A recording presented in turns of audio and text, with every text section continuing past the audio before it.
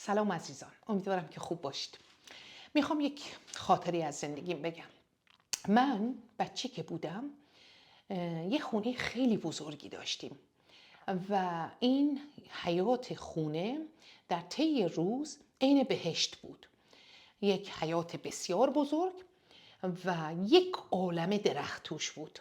یعنی درختای میوه از سرش تا ته این حیات و دور تا دور خونه زیرزمین و این زیرزمین ها به قول معروف در طی روز هم یه ذره تاریکتر از طبقه بالا بود دیگه، نه؟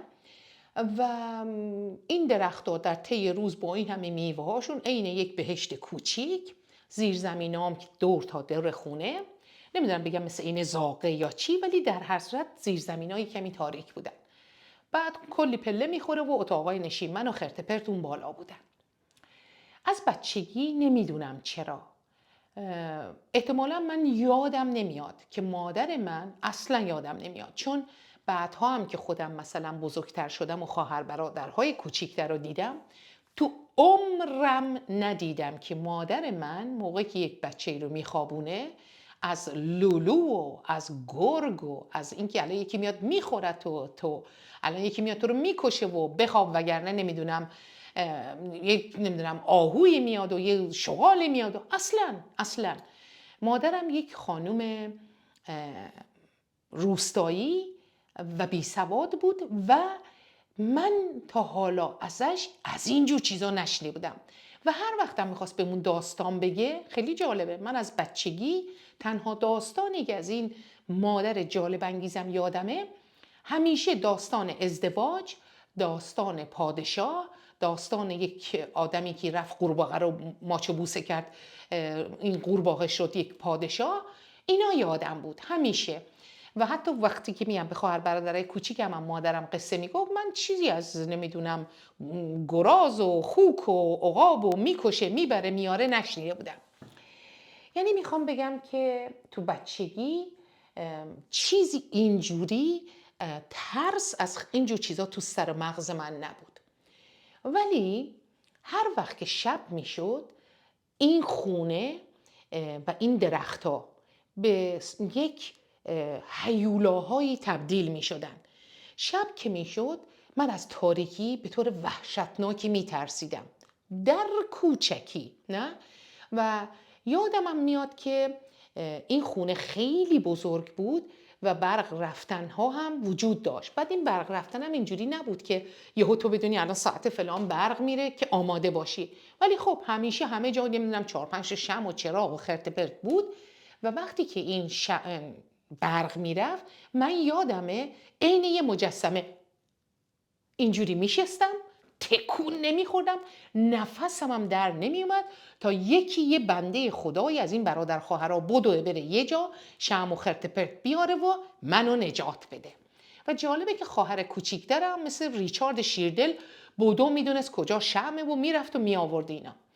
ولی چیزی که جالب و غم انگیزه، من در عالم بچگی خودم نمیفهمیدم که خیلی میترسم یا اینکه هیچ وقت اعلام موجودیت نکردم که آی خلایق، آی 10 برادر خواهر، آی مادر پدر، بیایید منو دریابید، من از تاریکی میترسم اما به حد مرگ، نه؟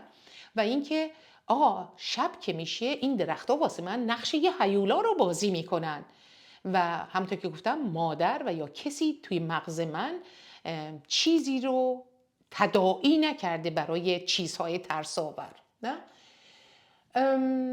این همه قصه رو گفتم که به نتیجه اخلاقی این قضیه برسیم. نتیجه اخلاقیش اینه که من الان با این سن همون دختر 6-7 ساله همچنان میترسم و جالبه که من 4 صبح میرم سر کار و از تاریکی میترسم، همچنان میترسم، ولی چی کار میکنم؟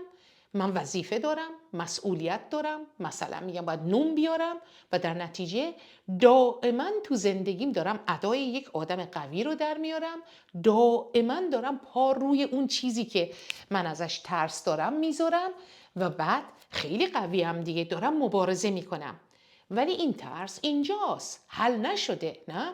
و در واقع کسی نمیاد به من نجات بده یا منو کمک کنه. ترس داره با من زندگی میکنه، نه؟ ترس از تاریکی. و 4 صبح میرم کار. حتی من خطای میرونم که این استراحت آخر اتوبوس یا اول اتوبوس پلی قبرستونه و این قبرستونا تو آلمان اینجا که هستیم تو این شهر، تمام قبرستونا وسط شهرن، نه؟ و من مثلا میرسم دم یه قبرستونی، یهو 20 دقیقه باید استراحت کنم. دیوانه میشم، چون هی باید از توی 2 تا چراغ آینه اتوبوس نگاه کنم ببینم کسی میاد، کسی میره. و حالا یه گریزی هم به صحرای کربلا. یه روزی به یکی از همکارای سر کارم گفتم که من خیلی میترسم از تاریکی و مخصوصا از این استراحت‌های دم قبرستونا. کاش که اصلا آدم دم قبرستون استراحت نکنه و خدا کنه تا ساعت 7 که هوا تاریک میشه ما اصلا استراحت نکنیم. نخواستم آقا این استراحت رو. بعد یهو این همکار نامرد جوان به من گفت تو چرا از آدمای زنده میترسی داداش؟ اینجا این آدمای زنده خیلی آدمای بدی و فلان. نگاه کن الان مرده ها همشون تو اتوبوس تو هن.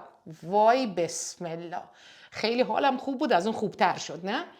و به قول معروف میگم خیلی وقتا این ترس که تو جون ماست که احتمالا ریشه ها و پایه هاش از یه جورایی از بچگیمون گذاشته شده که سر جاش خوبه ها. ترس آدم رو واقعا نجات میده و چه میدونم از بالا بلندی نمیپری یا اینکه ریسکای عجیب غریبی نمیکنی البل، و سر جاش هم امکان داره یه آدمی مثل بنده مثلا دائم با ترسش میجنگه ولی زندگی داره پیش میره. مثلا مثل اونایی نیستم که وای چون از مثلا بالا بلندی میترسم هیچ وقت سوار هواپیما نشم، هیچ وقت مسافرت نرم، زندگی خودم و دیگران رو توی قفس بذارم که چی من از بالا بلندی میترسم.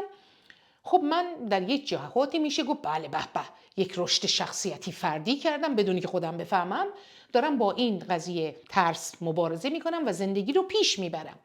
ولی غم انگیز نیست، من تو این سن هنوز وقتی که بچه ها یا یه کسی تو خونه است، حتی یه گربه تو خونه باشه نمیترسم، ولی وقتی که کسی تو خونه نیست من از طبقه بالا تا پایین تمام چراغا رو روشن میذارم. اصلا برام مهم نیست که پول برق چقدر میاد و از همه بدتر اینه که تا وقتی کسی خونه است از هیچ چیزی صدا نمیاد. همین که یه عده از خونه رفتن بیرون، آقا از یخچال صدا میاد، از کمد صدا میاد، مبل صدا میده. این خونه 3-4 طبقه است. تا میشینی میبینی وا یه نفر داره طبقه 4 میدوه. الله اکبر. دائما به خودم میگم آخه پروین تا 5 دقیقه پیش که بیژن خونه بود، پگاه خونه بود، آقا کسی اون بالا نمیدوید، پس الانم کسی بالا نمیدوه. ولی میشنوی که بالا یکی داره میدوه. و بعد حالا اینجاست که اون آدم فانتزیاش هم باش کار میکنه. مثلا من یک کتابی یه جایی خوندم یا یک قصه خونده بودم که بله این جشن مثلا جن هست، جنا بالا دارن جشن میگیرن، و بعد یک دونه جمله رو خوندم تو یک کتاب تو مغزم مونده و آزارم میده. نه؟ باز برگردیم به نتیجه اخلاقی داستان، اینه که اولا ترس بزرگ و کوچیک نداره. آدم نمیتونه به یه زن گنده بگه تو چرا میترسی، یا بعد یهو مثلا به یه بچه 7 ساله بگه، یا برعکسش. نه، به نظر من ترس رو باید سر جاش مثل خیلی چیزای دیگه زندگی، اگه از یه طرف خیلی جدی نمیگیریم از یه طرف دیگه هم باید خیلی جدی بگیریم. شاید باید در بند این باشیم که یک آدم حرفه‌ای به ما کمک کنه. حالا چطوریش نمیدونم. من البته الان روانشناسم، میرم و با روانشناسم حرف میزنم و اینا. خدا منو ببخشید در خیلی چیزا قبولشون ندارم. البته اینم شاید از جهالت آدم باشه، چون بالاخره طرف 7000 ساعت درس خونده، یه چیزایی میگی که باید روش کار کرد، رو خودت مثلا. ولی کلا سر جاش باید مسئله احساس عواطف و چیزای هر کسی رو به بازی نگرفت، به شوخی نگرفت، یه جایی جدی باید گرفت و اگر میشه کمک کرد و حتما هم یه کمک میتونم بگم حرفه‌ای. چون ما مادر پدرها یا خواهر برادرها یا دوستا خیلی چیزا میگیم. الان شاید منم یه چیزایی بگم، نه مثلا بگم مثلا من خودم چون میدونم که از پنجره میترسم، از پنجره شب که میشه، از پنجره پشت سرش تاریکه و احساس میکنم این شیشه یه جوری که من نمیدونم الان پشت این شیشه چیه، میترسم. خب برای اینکه خودم به خودم کمک کنم و قبل از اینکه هوا تاریک بشه تمام پرده ها رو میکشم. شالوزی داریم، تمام شالوزی ها رو میکشم پایین. خب الحمدلله یک چی میگن مسائل کوچیکی که خودم میتونم به خودم کمک کنم این کار رو انجام میدم که این ترس ها رو کمتر کنم.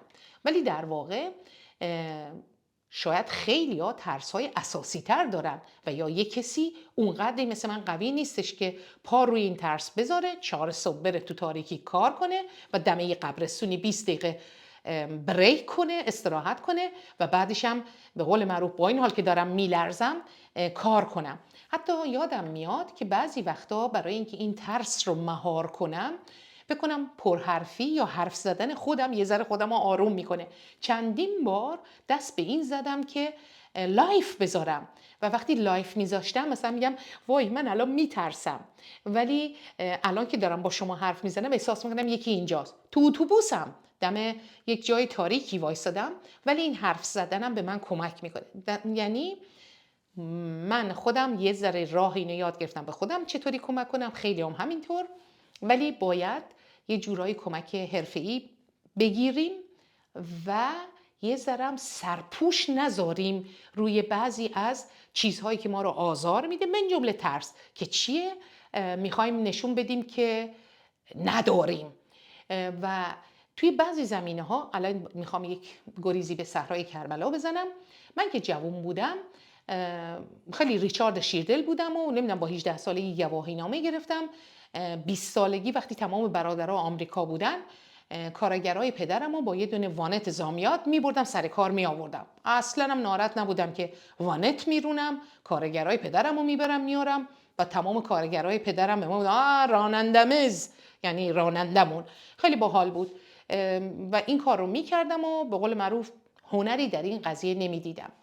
ولی یه چیز جالب، برادرم از آمریکا زنگ میزنه اینجا به برادر کوچیکتر میگه تو چرا رانندگی یاد نمیگیری؟ تو چرا این کارو نمیکنی؟ وای پروین داره نمیدونم کارگر میبره میاره. برادرم با این که یک مردیه فوق لیسانس داره میگیره گفت آقا من از رانندگی میترسم، من از خیابونا میترسم. ببخشید که این حرفو میگم. برادرم گفت ببین من از لاتبازی که تو خیابوناست میترسم، اگه تصادف بشه یکی فوش بده یکی کتک بزنه من نیستم، پروین میتونه انجام میده. البته بماند که بعدن ایشون هم گواهینامه گرفتن، ولی کلا نه اینجوری نیستش که چون مرده باید حتما رانندگی بتونه، چون مرده باید از این و از اون نترسه. نه، مردها هم باز خودشون ترس دارن، مردها هم فوبی دارن مثلا از ما زنای خشن، ولی کلا اینجاش قسمت شوخی بود، زنا همشون نازن. ولی کلا میگم هیچ چیزی رو نباید من جمله ترس رو و این حالتهای عاطفی انسانی روحی روانی رو ساده از کنارش گذشت. مخصوصا که شاید باید گفت پدر مادرها باید حساس باشن و یکی از چیزهایی که باز میخوام یه گریزی به صحرای کربلا بزنم و میزنم اینه که بچه های ما از کوچیکی از 3 سالگی میرن مهد کودک و توی مهد کودک با یک عالمه بچه ها با از ملیت های مختلف میافتن و ما نمیدونیم، ما که اونجا نیستیم نمیدونیم که بچه ها با همدیگه چطوری تا میکنن.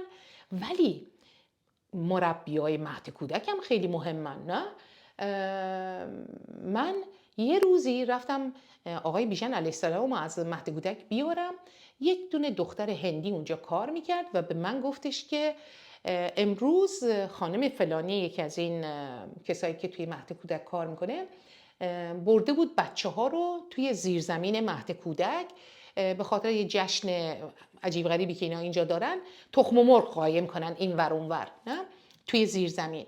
بعد همه بچه ها رو آورده بود بالا، یادش رفته بود بیژن رو بیاره.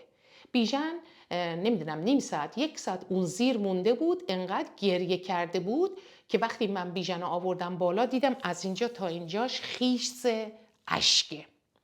و این رو این دختر هندی به من گفت. من بچه رو 3 شماره از اون مهد کودک در آوردم و به اون خانمم گفتم که به قول معروف اگر بخوام این مهد کودک و این خانم رو با آتیش میکشم. ولی جوان بودم، با آتش نکشیدم، بچه رو از اونجا برداشتم و یه جای دیگه بچه رو گذاشتم.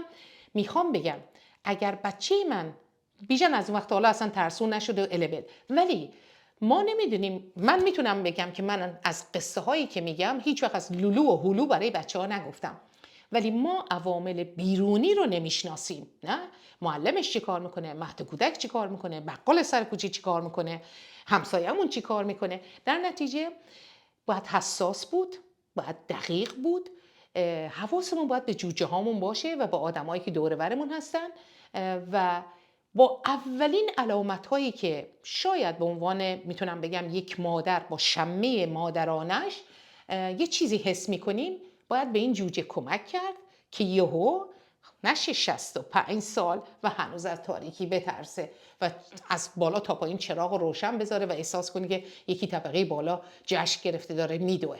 در هر صورت نمیدونم کجاها تو مغزم بود که بهتون خوب گفتم یا نه، ولی مسئله ترس یکی از مسائل اساسی زندگیه که شاید گاهی وقتا بعضی ها رو تا حد فلج شدن پیش ببره که بازدارنده باشه. نه ترس تا اونجایی که باعث بشه که ما کار خطایی نکنیم، کار بدی نکنیم، نمیدونم از کوه نپریم پایین، وندبا خیلی هم عالی، ولی یک جایی امکان داره جلوی ترقی و پیشرفت ما رو بگیره. حتی چه میدونم این ترس جلوی شروع جدید رو بگیره، این ترس جلوی چه میدونم یک رابطه انسانی عاطفی ازدواجی رو جلوشو بگیره.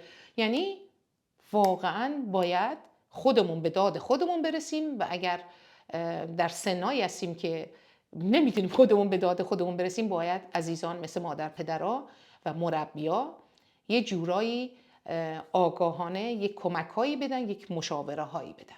عزیزان دوستتون دارم، میبوسمتون.